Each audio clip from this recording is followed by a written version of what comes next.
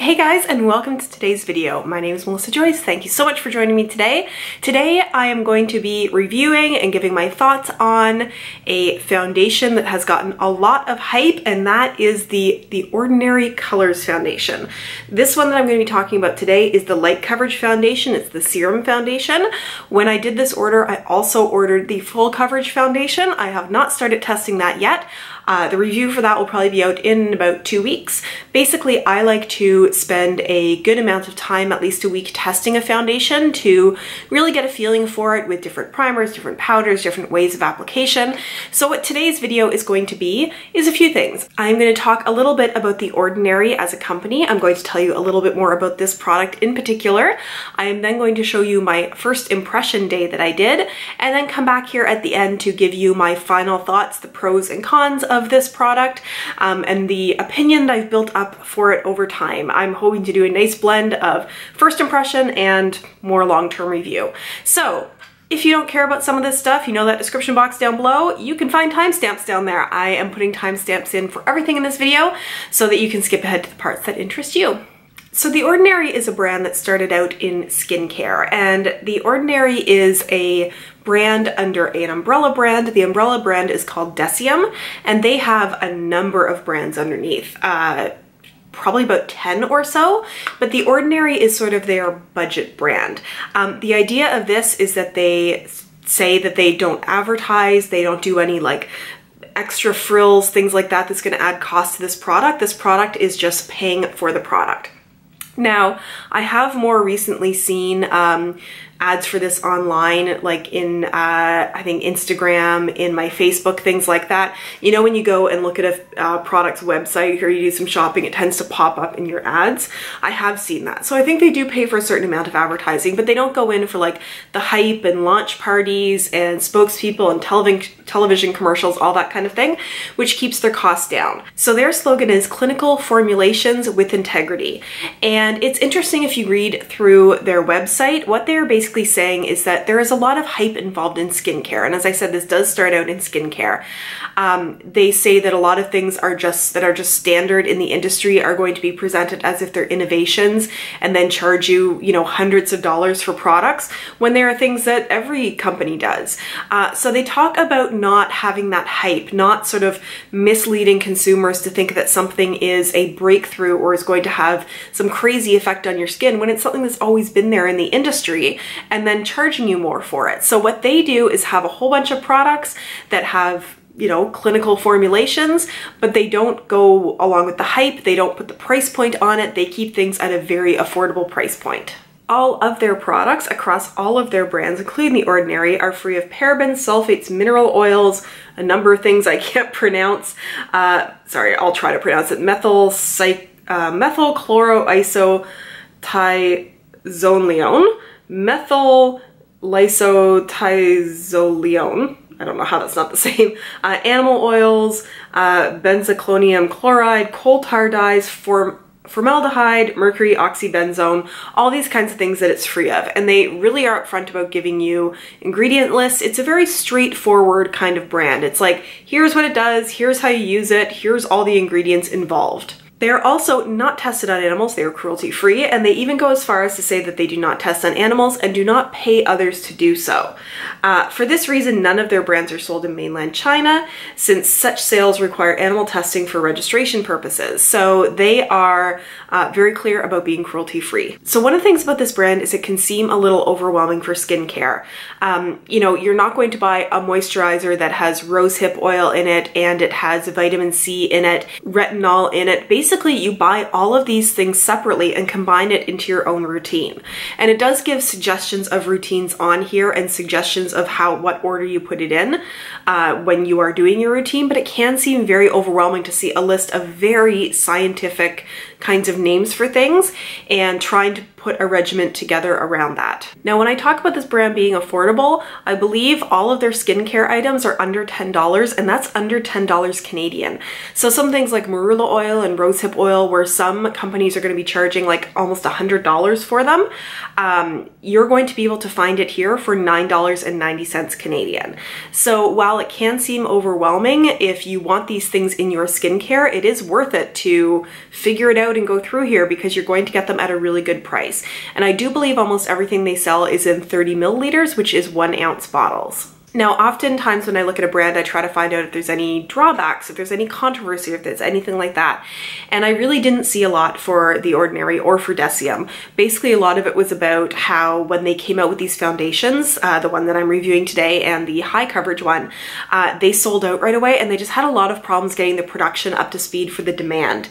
The other thing that I saw is that earlier this year in 2017, a portion of their company was bought by Estee Lauder. Now for them, that probably means, for The Ordinary, that probably means better access to financing, better access to having their products be developed faster. But a lot of people don't like that because it's now partially, not fully, owned by a large brand, and one that is not cruelty-free. Just putting that out there. Now, when you look at their foundations, they have 21 shades, I believe, in each, at least in the Serum foundation that they do. And they have all kinds of undertones. They do seem to have a good range for the skin tone that I am in. You'll have to look to see about yourself, but they do seem to have a fairly good range. Now they have there, just for your own interest here, there is currently the Serum foundation, there is the coverage foundation, and there are places on here where it says coming soon with matte watercolors and dewy watercolors, but you can't click on it to see what it means. So I don't know about that, if that means it's like blushes or bronzers or things like that, highlighters, contours, don't know. But it's something to keep an eye out in the future. These are made in Canada, and I have not actually been to their stores in Toronto, where I do go to from time to time. They do sell this in stores, so I'm curious about making a trip to a store where I could buy this in person, just to see what all the products look like. I always enjoy buying in store if I can. So this product in particular is alcohol-free, nut-free, oil-free, vegan, gluten-free, soy-free, and cruelty-free. They do say that this is a medium coverage foundation and that it's not going to collect into fine lines.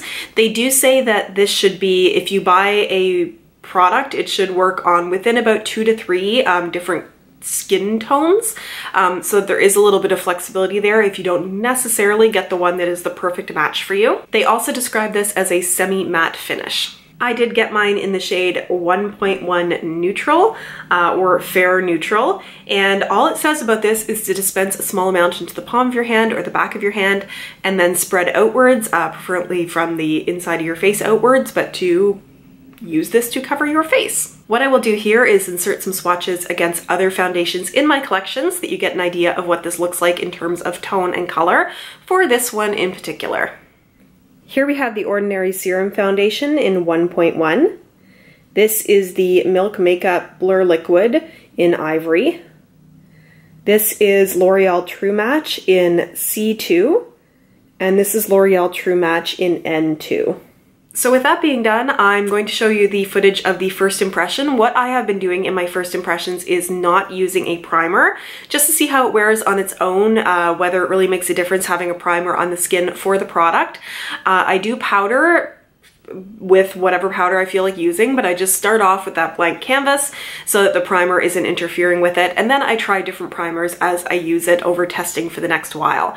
So I'm going to turn it over so you can watch the first impression.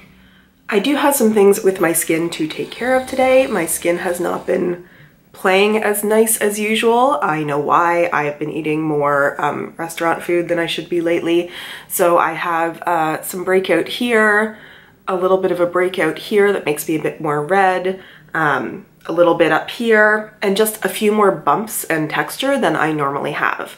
So I've got you zoomed in so that you can see my actual face. I have better mirrors and everything than I did the last time I was doing a video with the Milk Makeup Foundation where I put way too much on. So let's open up this product and put it on my face. Here's the box. Have not actually, wait, have I opened this yet? Yeah, you know what? When I first got the box, I just wanted to see what the bottle looked like, and there it is. I think that I have been drastically underestimating how much sun I've gotten this summer because I keep picking these really light shades online, and I swear this didn't look that light when I was buying it. So hopefully we can make it work. This is 1.1N and it just says to shake before use, dispense a small amount into the palm or the back of your hand, smooth on and blend throughout the face, ideally outwards from the midpoint of the face. So I'm going to do half of my face. Oh, that's really watery. It is the Serum foundation. I'm gonna do half my face with a beauty blender and half my face with my Crown flat brush, the only brush I've ever liked the way that foundation applies with. Very watery. You can see it running there. And also very light. I'm going to do the brush side first, so I'm just going to dip in with my flat brush here and get my mirror instead of the viewfinder to put this on with. So yes, again, I'm not good at choosing shade matches for my face.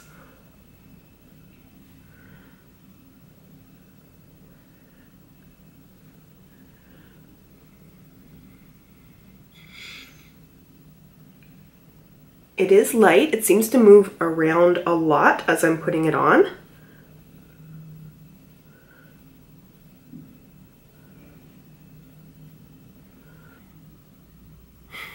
It looks a lot more blended in real life than it does in the camera right now, but that does give a very, from what I see in the mirror, skin-like finish.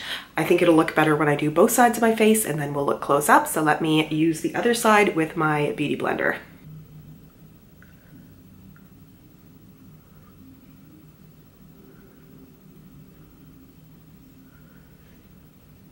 I obviously need more of the product because it is so lightweight and watery. It seems to be absorbing quite a bit more into the sponge.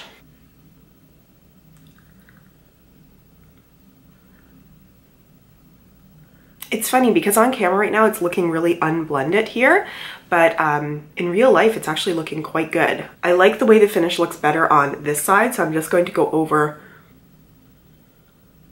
this side a little bit more with the sponge just to even it out. This is very light coverage, and it claims to be light coverage. It's a serum. This is like evening out the color in my face and taking away some of the redness, but the freckles and everything are still very much showing through. I'm gonna zoom you in a little bit more, uncomfortably close. See? It's taken away some redness and is sitting really nicely on my skin. So it is a light shade on me. I keep choosing these shades that would probably do a lot better on me in the winter. You can see it actually does kind of match a little bit. I tend to get red really easily right here. It's where I tend to flush. Okay, so I need to add some warmth and color back to my face again to get this all looking like my real skin. And I will be back to talk about how makeup went on over top of this. Hey guys, so my makeup is on and I am liking the way that this looks. It feels very much so far like what I would hope BB creams would be like. Is it doesn't necessarily have coverage, but there's pigment there that evens out the skin and it still very much looks like natural skin. I'm a little worried about how it plays with some other products because I felt a little bit with my under eye concealer and with my eyeshadow primer that there was a little bit of like pilling, but I'm gonna have to play around with that and see if that happens or if I just let it sit for too long. I'll zoom you in so you can see, and also I'm kind of loving my eye look today, just saying. So there we go, that takes the blurring filter off. So you can see everything's looking pretty even and pretty good, but you can still see my freckles through it, and I have this orange yellow eye look going on today. So that is how the skin is looking. It's currently 8:04 and I am maybe running a little late to get to work. I have quite a day today. I'm actually going to work, picking up a rental car, driving 5 hours to Toronto to get to my parents' place. It's a whole big thing. So I'm gonna be doing check-ins along the way. It's gonna be a long day, so we're gonna see how this holds up through it. See you soon. It is now just coming up on 3 o'clock, so this has been on for 7 hours, and I have some thoughts at this point. Ignore the banging, they're doing construction just outside my window. I'm gonna zoom you in so you can see this and give you my thoughts at this point. So first of all, isn't the eye makeup doing really well? I will say I have had like a headache and like tension neck headache today, so I've kind of been like putting my hands on my face more than I usually would, just kind of trying to relax and massage myself a bit. So what I'm finding is this is in no way cakey. It is not getting heavy or oily or anything like that. It is fading though. So what I find is this is, you know, fading off. It's getting a little less coverage, especially on my chin, but again, I have been touching there a little bit. Also at the same time, I don't have any primer or anything on, so that definitely helps keep the coverage a bit longer, I have found. But in its fading, it's not doing patchiness, it's not moving into my pores, it's not doing any of that. So far I have to say, if you want something that is very light, like a BB cream, that you care more about having a light feeling, light coverage, and a bit of skin tone evening, and you definitely do not want anything heavy or cakey or oily feeling, this is doing quite well. I'm even not feeling oily, and I was out walking in the heat and stuff like that today, in this area, which is where, especially if I'm not wearing a mattifying primer, oil tends to start to come through and make it feel really heavy. We don't need to be this close, do we? So that is where I am now. I have my rental car waiting for me outside. I still need to pack, so hopefully that won't take more than 10 minutes. I'm just going away for one night. I'm gonna try to do a check-in later to tell you what I think, although I'm not sure this is gonna change too much. So I'm gonna get on with doing that, and I will catch up with you again momentarily. So I did not end up filming a final impression for that day, mostly because it wasn't that much of a change, but also because like it was a rough drive. It doesn't happen very often that I was feeling car sick, so I was kind of being sick, and it wasn't doing nice things for my face that I would feel would be fair for any foundation to sort of show you through that process. But you know, it didn't change too much from what I showed you there. So let me tell you about my thoughts on this. And what I like to try to do is not tell you like, this is a great product or this is a terrible product, like unless it's super terrible, because we all have different things that we want in a foundation. High coverage, low coverage, you know, what are you willing to sacrifice to get the different things that you want? Do you want it to cover everything on your face and you don't mind it feeling a little heavy? Do you want it to be lightweight? Like all those different kinds of things. So what I want to tell you about in my foundation reviews is what I think of this, pros and cons, so that you can decide if this is the kind of foundation that would work for you. And let me tell you sort of what I think of this to start with is I think this is a good product.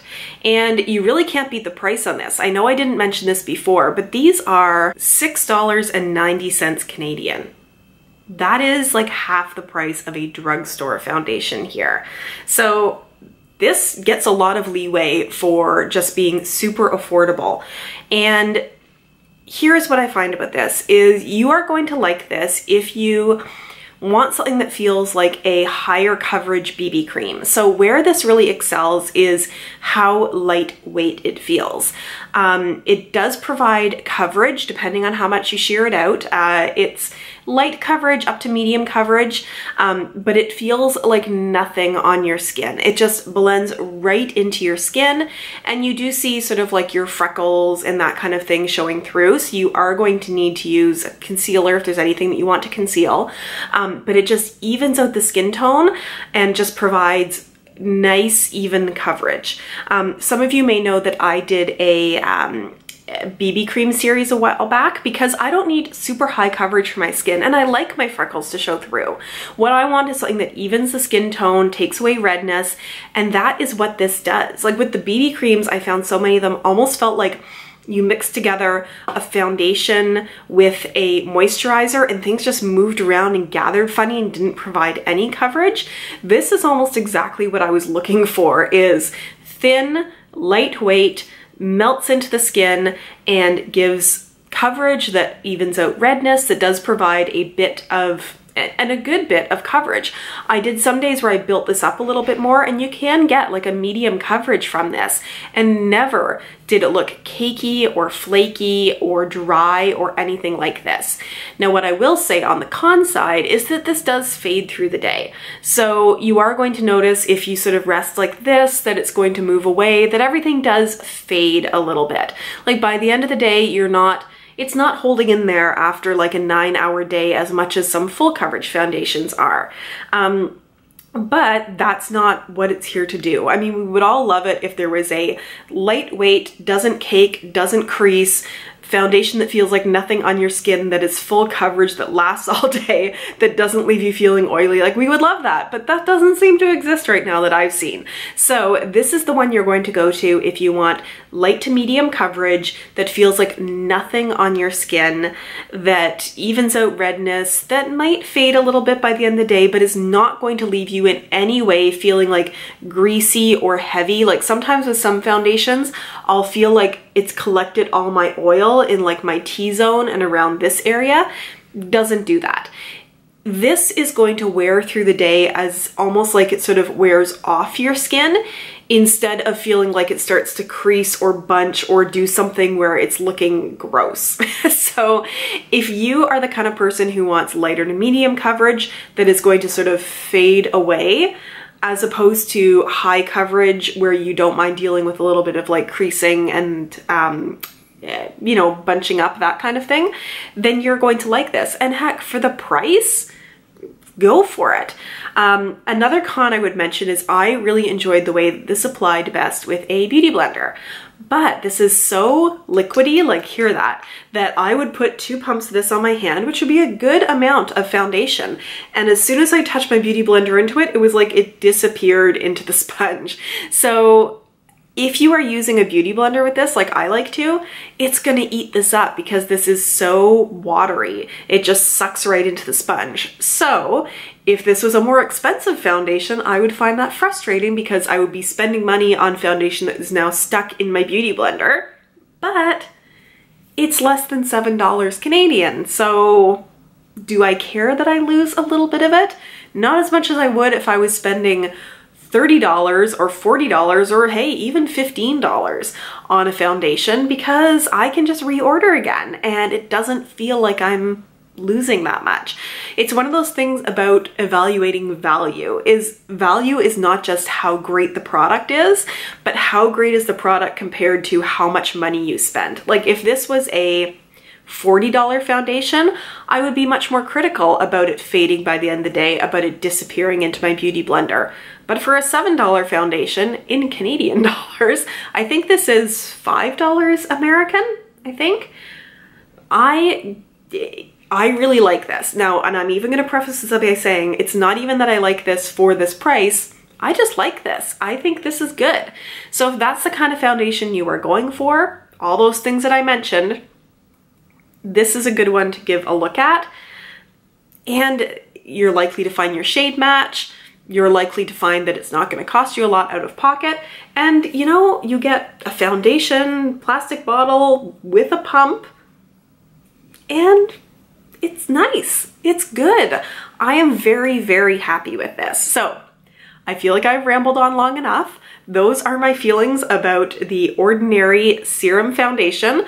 I'm excited to put the full coverage foundation to the test and see how it differs. But that is this review. So I will be so curious to hear what you think of this. Have you tried it? Do you like it? What are your pros and cons for it? Have you tried other Ordinary products? Because now that I'm loving this so much, I'm really starting to eye their skincare. And I've had a few of you suggest the Ordinary skincare for me to try. I just got a little overwhelmed looking at it. But now I'm starting to like dip my toes into the Ordinary a little bit. Maybe I'll get into some of the skincare. I do respond to every comment that I get, so please leave me comments. And if you've not yet subscribed, but you would like to, you can click on my face. I'll make it pop up right here. And you can click on one of my old videos to watch here, and I look forward to seeing you again soon. Have a wonderful day. Bye.